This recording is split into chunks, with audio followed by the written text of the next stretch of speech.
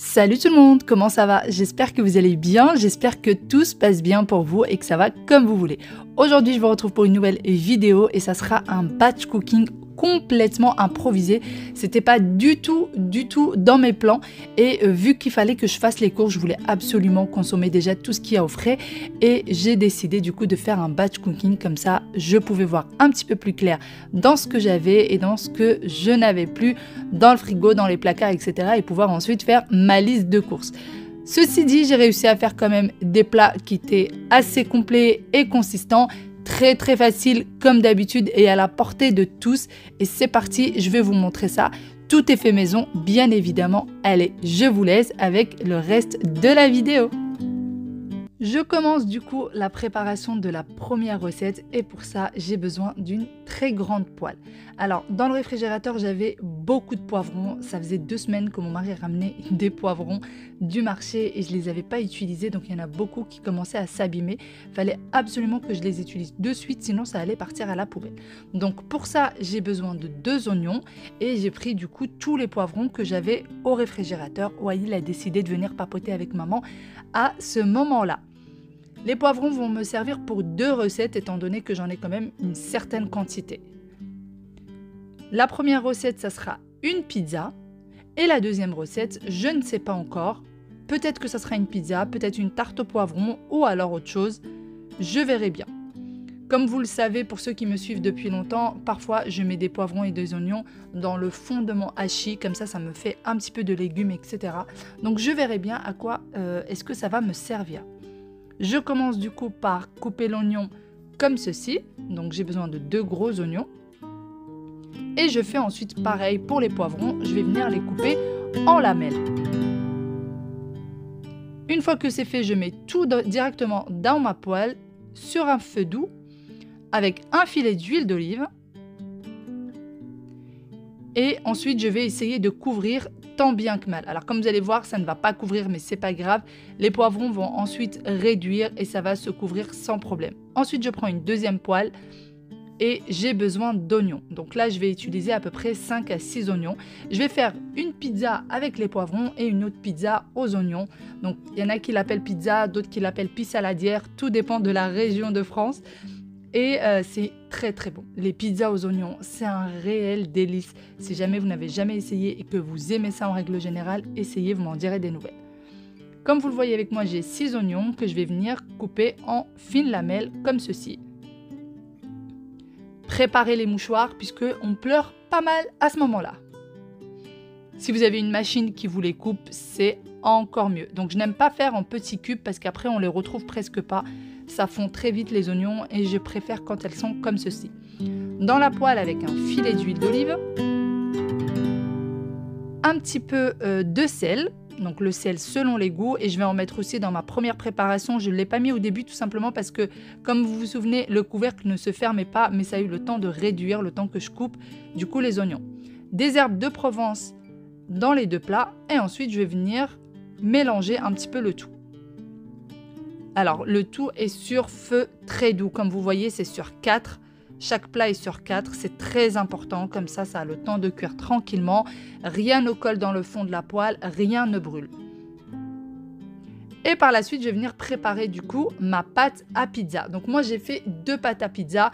J'ai fait exactement la même recette. Je n'ai pas tout fait d'un seul coup parce que le Thermomix, quand je double les quantités, eh bien, il ne me les fait pas correctement. C'est pour ça que je ne l'ai pas fait. J'en ai fait une et ensuite j'ai retiré, j'en ai fait une autre. Donc pour ça, on a besoin d'eau. Vous avez besoin de 220 g d'eau et vous mettez avec 20 g de levure de boulanger fraîche. Ensuite, vous laissez tout simplement mélanger. Vous n'êtes pas obligé d'avoir le Thermomix.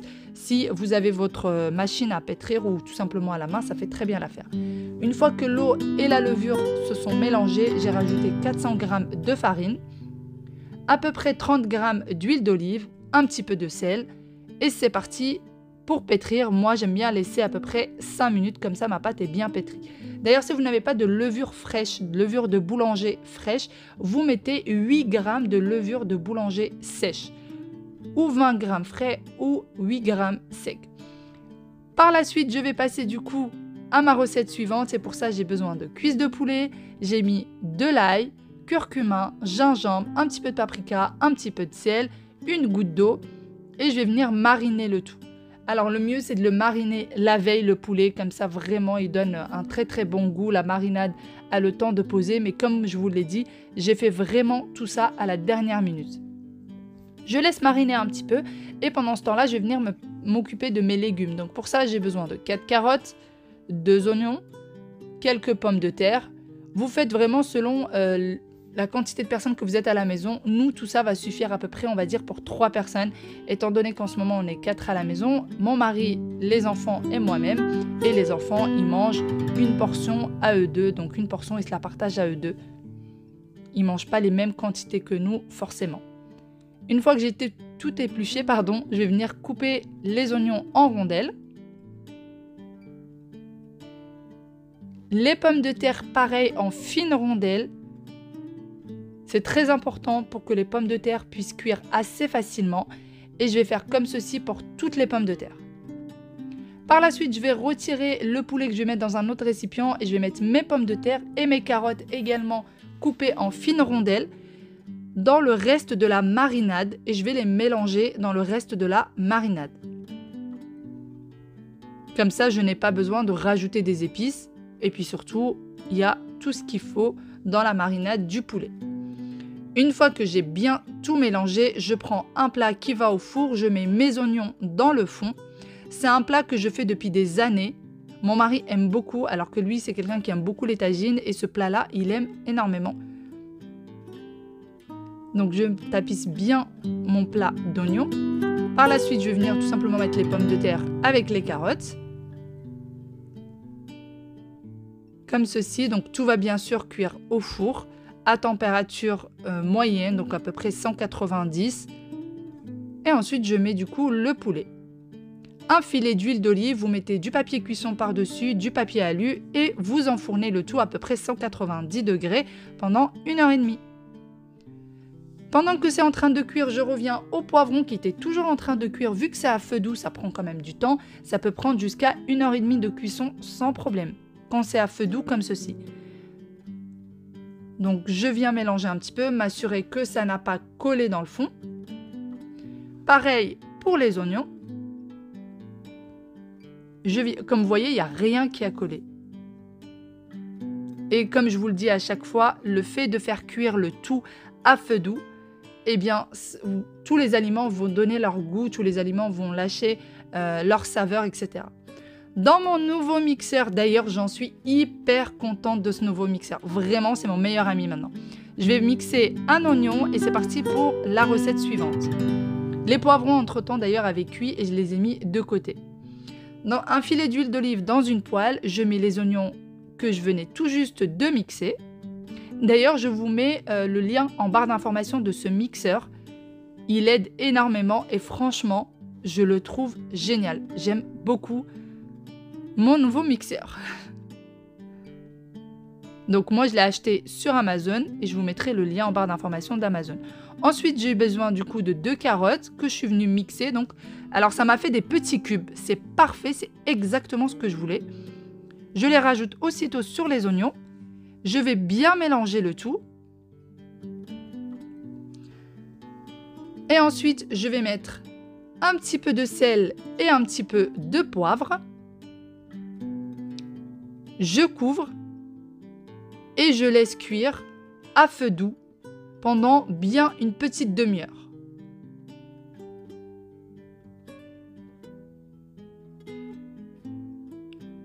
Donc je m'assure que c'est bien homogène sur tout le plat pour que tout puisse cuire de la même manière. 20 minutes, une demi-heure plus tard, je viens ajouter la viande hachée. Donc là, je vais préparer des lasagnes. Et je vous avais promis la dernière fois que la prochaine fois que je ferai des lasagnes, je les ferai 100% à la main. Je n'utiliserai pas le Thermomix, que ce soit pour la bolognaise ou que ce soit pour la béchamel. Et je vous montrerai comment on fait tout sans Thermomix. Et donc là, c'est parti, je vais tout vous montrer. Je rajoute un petit peu de sel. Je mélange bien le tout. Donc je travaille bien la viande hachée avec ma cuillère en bois, tout simplement pour pas que ça me fasse des boules de viande. C'est pour ça que je fais comme ceci. Et ensuite, je vais venir rajouter de la sauce tomate du commerce, tout simplement. Si vous avez de la sauce tomate maison, c'est encore mieux. Moi, j'ai celle du commerce, donc je vais faire avec. Je mélange bien. Alors pour ce qui est de la bolognaise, je fais vraiment à vue d'œil. Je n'ai pas de quantité exacte. Et le plat de bolognaise peut suffire pour 6 personnes à peu près. Quelques minutes après, je suis venue rajouter vraiment une goutte d'eau comme vous voyez avec moi. Et par la suite, je vais également mettre à feu doux et je vais laisser cuire. La bolognaise va bien prendre à peu près 3/4 d'heure de cuisson. Ensuite, je vais venir préparer du coup ma béchamel. Donc, je vais mettre 80 g de beurre que je vais laisser fondre à feu doux. Pour la béchamel, nous avons besoin également de 100 g de farine qu'on va venir rajouter petit à petit au beurre. Et pendant ce temps-là, il ne faut pas cesser d'utiliser le fouet. Il faut bien fouetter la farine avec le beurre jusqu'à ce que ça fasse une pâte homogène. Il ne faut surtout pas que ça fasse de grumeaux. Il faut que ça fasse une pâte, tout simplement. Donc, vous voyez avec moi, on ne voit presque plus le blanc de la farine ni le beurre. Le tout fait une pâte et le tout est à feu très très doux. On a également besoin d'1 litre de lait. Donc, pareil que pour la farine, vous allez rajouter le lait petit à petit. Donc au début, vous faites à feu doux. Vous voyez avec moi, ça va faire une pâte. Il faut vraiment bien travailler la farine, le beurre et le lait très énergiquement pour ne pas que ça constitue des grumeaux, pour ne pas que ça fasse une pâtée. C'est très important et surtout, il ne faut pas que ça brûle. Donc vous commencez à feu très doux et vous rajoutez le lait petit à petit. Et au bout d'un petit moment, vous allez augmenter le feu petit à petit. Donc vous augmentez à peu près de 2 degrés à chaque fois. Et vous continuez à rajouter votre lait. Donc on a besoin de toute la brique de lait, ce qui veut dire 1 litre de lait. Donc à un petit moment donné, j'ai vu que c'était bien liquide et ça n'allait pas risquer de brûler. Et à ce moment-là, j'en ai profité pour rajouter du sel et de la noix de muscade. Donc moi, je prends des noix de muscade que je râpe bien à l'avance pour pouvoir du coup l'utiliser plus facilement. Comme vous voyez avec moi, j'ai augmenté jusqu'à 10 pour la béchamel. Je ne vais pas augmenter plus que ça. Et pendant tout le temps où la béchamel est en train de cuire, je ne cesse de la fouetter. Voici du coup l'aspect qu'il faut que ça donne. Et vous aurez une béchamel onctueuse et délicieuse. Ensuite, je prends la bolognaise que je mélange directement avec la béchamel. Vous voyez avec moi, la bolognaise a cuit à feu doux, donc elle n'a pas brûlé, elle n'a pas collé. Alors pour ceux qui me connaissent depuis longtemps savent que je fais toujours de cette manière pour les lasagnes, tout simplement déjà parce que c'est rapide à faire comme ça. Et en plus de ça, ça donne un goût autre que celui des lasagnes lambda. Et c'est très bon. Dans un plat qui va au four, je viens beurrer. Donc je prends un morceau de beurre et je viens étaler. Je ne mets pas de beurre fondu parce qu'après je trouve que ça rajoute trop de gras. C'est tout simplement pour pas que la pâte de lasagne colle et quand vous allez couper, ça va se couper beaucoup plus facilement. J'ai préparé également mes pâtes de lasagne et mon fromage râpé. Alors moi j'ai des pâtes de lasagne fraîches, mais vous faites comme vous souhaitez. Moi je trouve que c'est beaucoup plus facile à travailler avec les pâtes de lasagne fraîches. Et je trouve que j'aime bien, je préfère le goût des pâtes fraîches.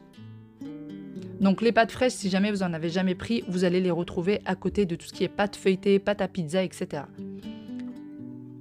Les pâtes de lasagne, la sauce, du fromage râpé et on reproduit du coup la même chose.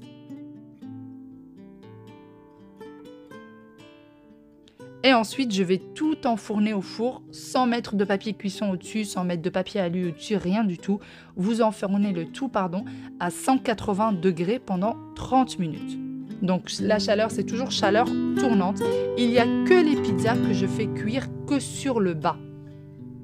Les pizzas, vraiment, j'insiste là-dessus. Il faut toujours les faire cuire que sur le bas puisque tout ce que vous mettez en haut est quasiment cuit. Ou alors, c'est des choses qui ne demandent pas beaucoup de cuisson. Donc, juste avec la chaleur du four, ils vont cuire. Alors que la pâte, elle, a besoin d'être bien cuite sur le dessous. Donc, bien la faire cuire sur le bas. Et voilà, je finis par ma couche de fromage râpé. D'ailleurs, j'ai goûté les lasagnes, un vrai délice. Et ensuite, on passe du coup au repas suivant. Donc là, je vais tout simplement préparer une entrée. J'ai besoin de fromage. Donc vous prenez celui de votre choix. Moi, c'était de la mozzarella. J'ai également besoin de tomates cerises. J'ai pris les tomates cerises parce que je les avais, sinon j'aurais pris des tomates normaux, tout simplement. Vous prenez ce que vous avez. Si vous avez des concombres, vous pouvez rajouter des concombres. Si vous n'avez pas de fromage, vous pouvez faire sans fromage et faire juste les avocats et les tomates. Ou alors avocat, tomate, concombre, rajouter de la salade. Ce que vous souhaitez. Vous mettez ce que vous voulez dans la salade. Vous n'êtes pas obligé de mettre exactement ce que moi j'ai mis. Ensuite, j'ai besoin du coup de 2 avocats que je vais venir couper comme ceci. Vous pouvez les couper dans ce sens ou dans l'autre. Et ensuite, je vais venir les vider et on va les vider délicatement puisqu'on aura besoin de la coquille. Comme vous l'avez vu avec moi, j'ai préparé également un demi-citron et d'ailleurs, c'est tout ce qui me restait au frais puisque l'avocat s'oxyde très très vite. Donc, c'est très important à chaque fois que vous utilisez de l'avocat, il faut absolument y mettre du citron pour qu'elle garde sa jolie couleur. Je coupe mon avocat en petits cubes et ensuite, je viens presser mon citron et je vais venir le rajouter. Un peu de sel, un petit peu de poivre, un petit peu d'huile d'olive. Et je mélange bien le tout. Moi, je ne mets jamais de vinaigrette d'extérieur. Je n'achète jamais de vinaigrette d'ailleurs. Je mets toujours dans mes salades sel, poivre et l'huile d'olive. Ça suffit largement. Et ensuite, je vais utiliser du coup la coquille comme un petit peu comme un récipient en fait. Et puis, ça fait une décoration un petit peu jolie. D'ailleurs, si vous avez des crevettes, vous pouvez rajouter une crevette par-dessus. Ça fait aussi très joli. Vous pouvez aussi couper des crevettes et les rajouter à l'intérieur de la salade et en mettre une en décoration en plus au-dessus. Ça fait toujours un petit nous, c'était que pour nous, mais je pense que si j'avais fait pour des invités, pour une grande présentation ou quoi que ce soit, j'aurais rajouté des crevettes. Je passe ensuite à la pâte qui avait fini de monter et je vais venir l'étaler en utilisant beaucoup de farine pour pas que ça colle sur votre rouleau et pour pas que ça colle non plus à vos mains. Une fois que j'ai bien étalé ma pâte, je vais venir y mettre un filet d'huile d'olive comme ceci. Et je vais bien l'étaler, j'en ai fichu partout, c'est pas possible. Donc ça, c'est la pizza aux oignons ou alors la pissaladière. Quand vous rajoutez de l'huile d'olive comme ça sur votre pâte, c'est un pur délice. Ensuite, je mets les oignons qui ont bien confit. Alors les oignons, je les ai quasiment laissés 2 heures à cuire à feu doux. Et ensuite, c'était parti au four à 190 degrés. Par la suite, j'ai étalé ma deuxième pâte et que j'ai coupé avec du coup le rouleau à pizza pour avoir une jolie forme ronde. Là-dessus, je vais venir mettre de la sauce tomate du commerce. Alors moi, je n'achète jamais de la sauce tomate spéciale pizza. Je trouve que ça donne pas plus de goût que ça. Juste la sauce tomate du commerce, ça fait très bien l'affaire. J'ai l'impression juste que les sauces tomates pizza, c'est juste vraiment commercial. À part quand elles sont faites maison, bien évidemment, elles sont très très bonnes. Mais celles du commerce, je trouve qu'elles sont sans plus. Ensuite, je viens mettre les poivrons et comme vous l'avez vu, je fais bien attention à ce que la sauce ne soit pas mise sur ma pâte pour pas qu'elle abîme la pâte. Je rajoute quelques olives noires. Encore une fois, c'est une pizza, donc vous mettez ce que vous souhaitez à l'intérieur. Mais celle-ci, elle est extrêmement bonne. Testez-la. Vous allez voir, la manger bien chaude, c'est très très bon. J'ai oublié de mettre le fromage, donc je le mets à ce moment-là, c'est pas bien grave. En général, je le mets juste en dessous des poivrons. En fait, tout dépend des fois, mais là je l'avais oublié, donc je l'ai mis comme ceci. Mon batch cooking est terminé, ça m'a pris à peu près 2h30, plus ou moins. Franchement, je trouve que c'est plutôt rapide. Pour faire tout ça, c'est plutôt rapide et comme ça, je suis un petit peu tranquille dans les jours à venir. Vous allez me demander combien est-ce que de temps ça va me tenir tout ça. Sincèrement, je ne saurais pas vous dire. Peut-être 3 jours, peut-être 4 jours, je ne saurais pas vous dire. Mais moi, je ne mets rien au congélateur. Je mets tout au frais parce que comme je vous dis, au plus tard, ça va me tenir 4 jours et au frais, ça tient très très bien sans problème. Donc c'est pour ça que je ne mets strictement rien en congèle. C'est très très rare que je mette des choses au congélateur. Là, on a notre pizza aux oignons. Donc j'ai mis des anchois côté pour papa et des olives côté pour Wael. Alors je dis Wael et papa parce que Aya n'aime pas beaucoup la pizza aux oignons. Moi j'aime beaucoup, mais c'est vrai qu'en règle générale, c'est plus papa et Wael qui la mangent. Moi je n'aime pas du tout les anchois, donc en général, je pique plus côté Wael. Ensuite, j'ai toujours fait comme ça et regardez, même si je n'ai pas mis d'eau, on a quand même de la sauce. Donc vous pouvez quand même saucer. Vous voyez, il y a vraiment de la sauce un petit peu partout. Enfin, il y a de la sauce tout court en fait. C'est tout simplement le gras du poulet plus l'huile d'olive que j'ai mis. Et vu que j'ai laissé cuire tranquillement, ça a cuit pendant 1h30 à 190 degrés. Et ensuite, j'ai mis un petit peu à griller sur le dessus. Donc voilà, les pommes de terre sont fondantes puisqu'elles sont en fine lamelle, pardon. Donc tout est fondant et c'est vraiment un délice. Essayez ce plat-là, il est hyper facile. Franchement, vous ne pouvez pas faire plus facile et c'est très très très bon. Ensuite, on a le reste du coup de la pizza aux légumes. Ça va me servir et pour faire une autre petite pizza puisque là, il me reste de la pâte. Ça, par contre, je vais le mettre au congélateur parce que j'ai peur que ça gonfle au frais. Et puis, je sais que je ne vais pas l'utiliser de suite. Donc, je vais la mettre au congèle. Également, le reste de poivron. Alors ça va servir pour un plat en plus. Donc, un plat en plus par rapport à tout ça. Et on va faire une tarte au poivron. Je vous l'ai déjà montré précédemment. On aime beaucoup ça à la maison, vraiment. Et là, ça va me servir pour 2 tartes au poivron largement puisque c'est une grande boîte. On ne se rend pas compte, j'ai l'impression en caméra, mais c'est quand même une très très grande boîte. Donc là, il suffit tout simplement de prendre une pâte feuilletée, je vous l'ai déjà montré, une pâte feuilletée que vous badigeonnez avec un peu de sauce tomate. Vous mettez tout ça là-dessus en retirant bien la sauce pour ne pas abîmer votre pâte. Ensuite, vous rajoutez quelques petites olives piquantes par-dessus. Même si on n'aime pas le piquant, ce qui est notre cas à la maison, eh bien ça relève un petit peu le goût et c'est juste extraordinaire cette quiche ou plutôt cette tarte au poivron. Vous pouvez l'utiliser et comme entrée ou alors comme plat. Nous à la maison, on l'utilise carrément comme plat. Donc voilà. Ensuite, on a du coup la pizza qui n'est pas encore cuite. Alors nous, on aime beaucoup, c'est vraiment notre pizza préférée à la maison. Vous pouvez y rajouter des merguez, vous pouvez y rajouter du blanc de poulet, du jambon de dinde, enfin ce que vous souhaitez. Ce que vous souhaitez, nous on aime bien quand elle est nature comme ça. J'ai déjà essayé à plusieurs reprises avec des merguez, etc. Mais on n'aime pas. On aime vraiment bien quand c'est nature. Du coup, la salade. Et on a également les lasagnes. Et regardez, les lasagnes, elles ont déjà été mangées. Oui, les enfants sont déjà passés par là. Les miens aiment beaucoup les lasagnes. Et là, pour le coup, je vous ai montré la béchamel en détail. La béchamel est extrêmement facile à faire. Vraiment, c'est quelque chose de très, très facile. Par contre, ça demande beaucoup de surveillance. C'est simplement ça. C'est vraiment beaucoup, beaucoup de surveillance. D'ailleurs, j'ai un petit peu goûté dans l'assiette des enfants et c'est un véritable délice. Du coup, ces lasagnes, la salade, on a encore une portion pour demain. Donc voici le batch cooking. En tout cas, j'espère de tout cœur que ces recettes vous ont donné quelques petites idées, que peut-être elles vous ont motivé tout simplement. Allez, sur ce, je vous fais d'énormes gros bisous et je vous dis à demain pour une nouvelle vidéo. Bye bye!